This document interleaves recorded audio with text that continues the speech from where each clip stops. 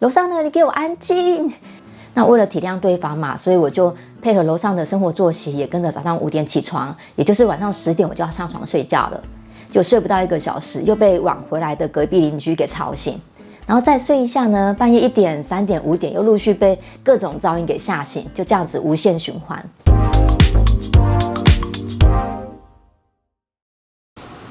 こんにちは、Miss 星星です。各位，我决定要买房子了，耶！很多人问我，租房子那么久了，怎么想到现在才要买房呢？说实话，对我来说，买房是有钱人才能做的事，也是一个很遥不可及的梦想。但是为什么我还是决定要当房奴呢？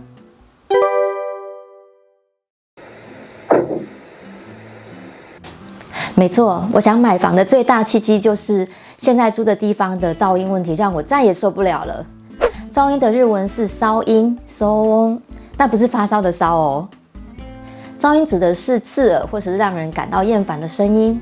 在日本，2022年就有超过2万件的噪音投诉，其中以东京的件数最多。而噪音当中呢，家庭生活噪音占了 6.8%。生活噪音呢，包括了家电发出来的声音，还有门的开关声、排水管等住宅设备的声音，或是小孩子走路声、大人的讲话声、宠物吠叫声等生活行为的声音。协助调查噪音的公司，他们的报告显示，以公寓大楼的案件占了70%，又以楼上发出来的噪音占了快50%。钢琴跟婴儿哭声可以达到90分贝，小孩子的走路声呢，则有70分贝。那想要维持身体健康跟良好的生活环境，一般住宅区呢，维持在30分贝以下是最理想的。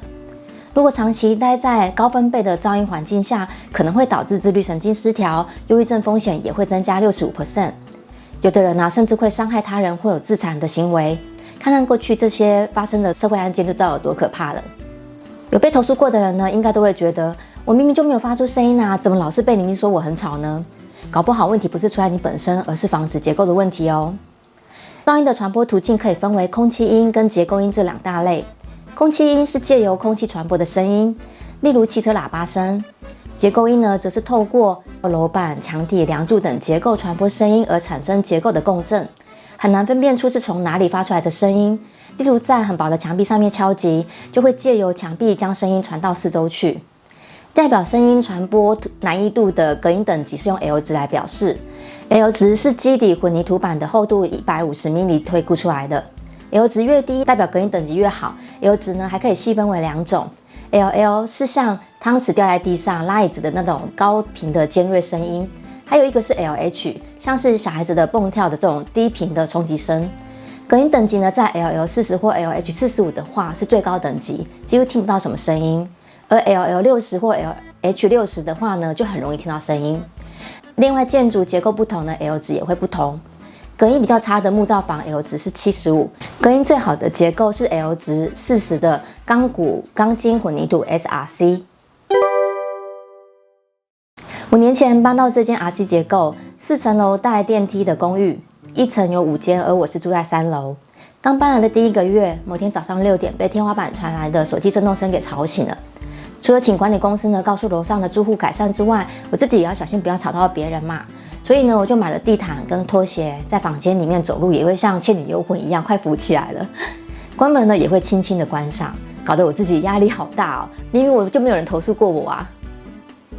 隔壁一个女生在搬家后呢，又搬来一对夫妇，那不时就会出现甩门声撞击声跟这种拉桌椅的噪音，不堪其扰长达1年以上。看来这个建筑连内墙都很薄呢。直到入住后4年以后呢，那楼上也搬来新的房客，每天的跺步声跟炸弹一样大声的那种撞击声的频率也增加了。那怎么形容呢？有点像20公斤的哑铃突然间从天而降，掉在天花板那种巨大声响。那想说人家才刚搬来嘛，还在整理东西或者是他在家里面拿哑铃在健身所以我只能再忍耐一下。过了半年呢，楼上跟隔壁的噪音都还是没有改善，所以我决定要找出罪魁祸首。于是我开始用手机录音收证，我也下载过分贝测量 App， 甚至去区公所去借免费的噪音检测器。日本噪音调查公司可以付费拿到更精密的机器，还会帮你做噪音分析，还有出报告给你。接下来只要一出现噪音，我就会立刻把耳朵跟手机紧贴在墙壁上面，看看是哪一间发出来的声音。因为要一直定格嘛，搞得我的脖子就很酸。色道的分贝呢，有过50啊、65甚至80分贝以上的也有。那当下自己也会被那个震动声给吓到，心脏无力。有时候半夜2、3点睡到一半呢，又突然间就听到嘣的一声，那我就立刻从床上跳下来，穿上外套，跑到公寓的外面去，看看哪一间的房间还亮着灯，那我就可以知道哪一间是犯人了。好不容易回来又入睡了，早上5点又被楼上的跺步声给吵醒，听到他在房间里面小跑步，咚咚咚响的赶着上班。一听到他甩门出去准备坐电梯的时候呢，我就会立刻从床上跳下来，然后冲到我门口的鱼眼，看到电梯从4楼下来了，这样子我就可以抓到一个犯人了。早上5点呢被吵醒之后，7点左右呢又换其他间的人发出噪音，还有水锤效应发生出来的规律咚咚咚声响的，再来一个甩门，就这样子陆陆续续到9点才会安静下来。那为了体谅对方嘛，所以我就配合楼上的生活作息，也跟着早上5点起床，也就是晚上10点我就要上床睡觉了。就睡不到1个小时，又被晚回来的隔壁邻居给吵醒，然后再睡一下呢，半夜1点、3点、5点又陆续被各种噪音给吓醒，就这样子无限循环。那有一次假日的早上啊，又被吵醒的时候，我终于崩溃了，我就躺在床上大吼：“楼上呢，你给我安静！”然后没多久，就听到警察按门铃，说有人检举我大吼大叫，很可怕。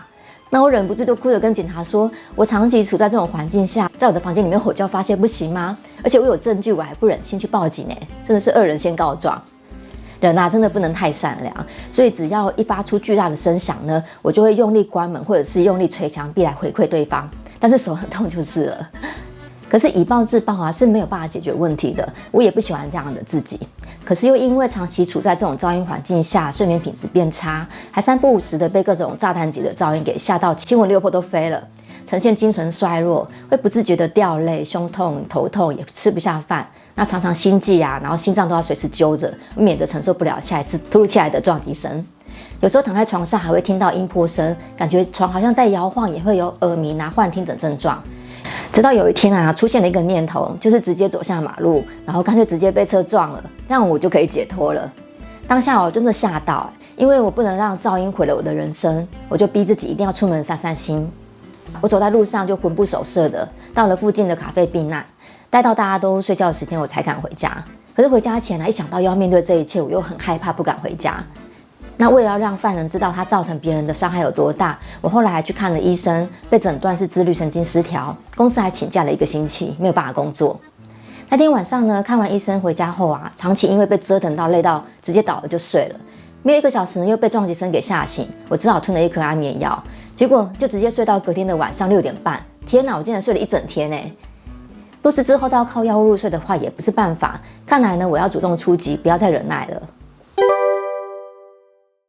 一开始呢，我是直接去找邻居沟通，这是最快最简单的。我觉得呢，只要好好的沟通，对方又有同理心的话，应该是可以改善的。那我上去按门铃啊，是一个女生开的门，她说她没有发出声音哦，要等妹妹回来问看看。那我就摆着很低的姿态，用很可怜的表情，拜托他们走路小声一点。但是之后呢，还是没有改善。对方不积极改善，我只好去找区公所的免费律师咨询了。日本对工厂、工地、营业场所有噪音规制法来规范。对于生活噪音的话呢，环境基本法中的住宅区环境标准是白天6点到晚上10点要在55分贝以下，它是没有明确的法则，而且只适用于建筑物的外墙，并不适用于建筑物的内墙。进行民事诉讼的话呢，可以要求损害赔偿。日本民法709条规定，因故意或过失侵害他人权利者，负赔偿因此而生损害之责。像噪音啊、粉尘、日照妨害、电波妨碍也算在法律的保护范围之内。但不是只要发生噪音就可以去告对方的哦，而是要达到容忍程度的上限。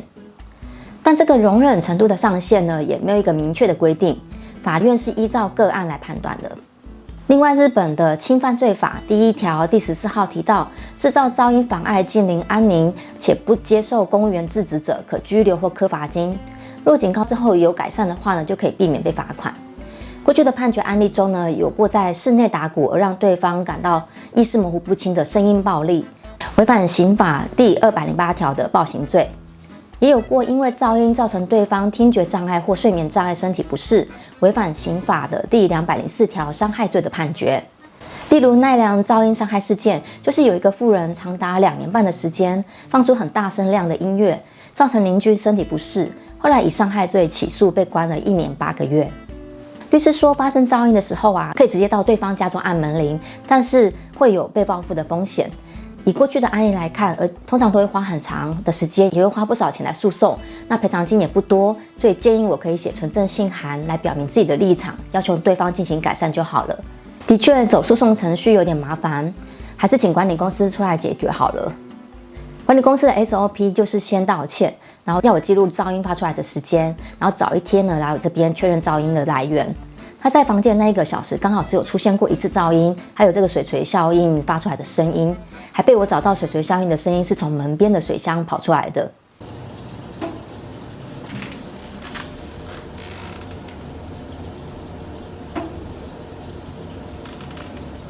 之后修理后呢，这个水锤的效应发出来的规律声就改善很多了。后来管理公司说，早上5点属于正常的生活时段，也没有办法针对特定的住户进行劝导。他们可以做的事情就是在1楼玄关的入口贴公告，并在每一个人的住户信箱里面放一封信，请大家注意一下。而且管理公司还怕引起纠纷，要求我不能直接去跟对方按门铃。日本人真的好压抑哦，难不成只能自己吞下去吗？根据日本民法601条规定，出租人对承租人有义务允许承租人使用物件并从中获利，但是让住户处在无法安眠的状态又搁置不理的话，出租人可能会被裁定违反其义务。房东是有义务要处理这些事情的，而且租赁合约上面也注明了，住户若违反规定或造成他人困扰的话，是可以赶出去的。于是我就要求要见房东，想得到房东的协助来赶走恶邻居。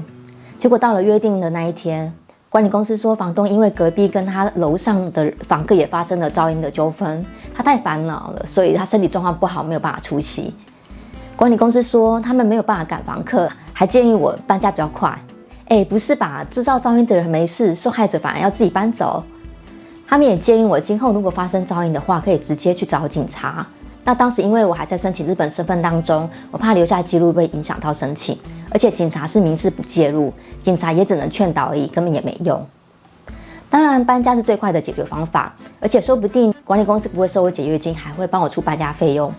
在那之后没多久呢，楼上的搬走了，那房东还问我说要不要搬到楼上去。我听说有人搬到最上层的边间，一样是有噪音的问题。果真我在楼上待了1个小时确认后，发现还是有炸弹级的那种震动的声音。看来呢，楼上的左右两边邻居也蛮有问题的。当时再等1年就会有日本身份来申请全额的房贷，所以呢，还是决定再忍耐下去。那在没有办法立即搬家这段期间呢，我生活还是要过下去嘛。那所以我只能改变自己的思维，然后寻找自我防卫的方法。第一个方法是用比较法。我在 X 上呢看到许多噪音被害者的 po 文，我才发现日本的噪音问题真的很严重，而且被害者啊不是只有我一个人，有的人甚至还卖房了。那用这种比较法发现自己其实也没那么惨之后呢，心情就好很多了。第二个方法呢是找同伴。我曾约了几个同样是噪音被害者在线上聊聊，发现把这些遭遇讲出来，大家处于同样的状况，都懂你的痛的时候呢，情绪也有了一个抒发。那当时也常挂在语音社群 Clubhouse 上，听着大家讲话可以分心，也比较好入眠。那我真的很谢谢当时陪伴我度过无数痛苦夜晚的玉山房的好朋友们。最后一个呢是隔绝法，就是在家里面戴上耳塞或耳机，可是这个戴久了耳朵会痛嘛，这种沉重的撞击声也没有办法阻隔。所以呢，只好在房间里面放着很大声的音乐。睡觉的时候啊，就听白噪音睡觉。虽然说有一点吵，可是这种吵跟噪音又有点不一样，不会让人家觉得很焦虑，还是有一点效果的。另外比较花钱的呢，是在墙壁或天花板上面贴吸音棉，那换上隔音的窗帘等等。以上都是我经历了切身之痛所学到的教训。如果能够事先预防的话呢，就不会受到这种苦了。所以建议大家在找房子之前呢，可以到日本的大楼评价网站 Mansion Node 或者是 Mansion Community 上面输入自己的地址，就可以查到物件的评价。在请不动产介绍物件的时候，也可以请房仲介绍安静一点的物件。在确定物件之后呢，日本民法第562条的契约不适合责任，物件若是有瑕疵等问题的话，是有告知义务的。所以问问房仲，这间房过去是不是有发生过什么噪音等纠纷。接下来在实际看房的时候啊，可以用力的跺脚踩地板，或者是敲一下墙壁，看一下那个声音会不会很响。再来看看周遭的环境是不是有电车、飞机经过，那有没有学校、公园、工厂，是不是在马路旁边？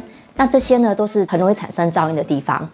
最后观察一下邻居的属性，看看收集垃圾的地方是不是很脏，或是走廊上面堆满了东西，这些都可以大致猜到邻居的水平。又或者是看一下玄关有没有贴着注意噪音的公告，这就是有过噪音纠纷的征兆。当然最重要的就是努力赚钱，住到更好的地方去咯。通常收入比较高的人呢，素养会比较好一点，对住的品质要求比较高，当然租金就会比较贵。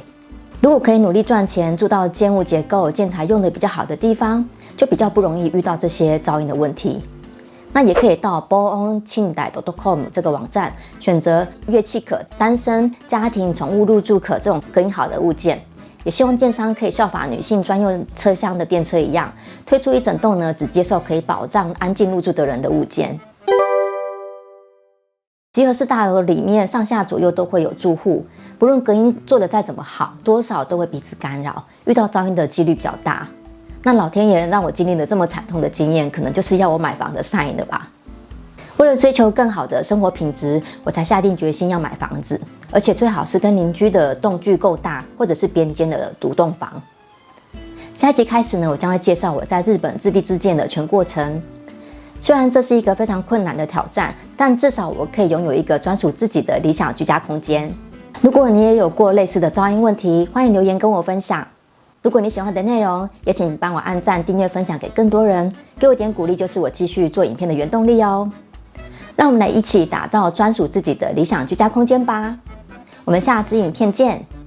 それではまたお会いしましょう。拜拜。